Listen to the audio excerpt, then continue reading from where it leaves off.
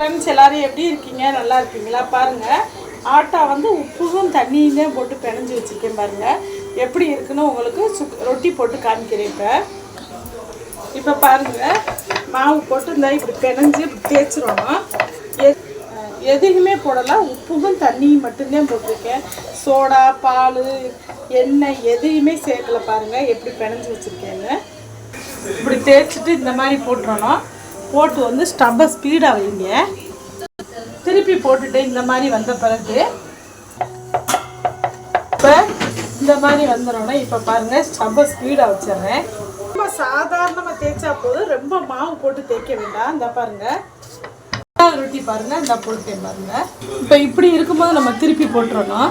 இப்போ நம்ம திருப்பி போட்டுறணும். அடுப்பில் பாருங்க, எண்ணெய் இல்லாத ரொட்டி பாருங்க. இந்த பாருங்க, பிச்சோன்னு எப்படி லேயராக இருக்குன்னு.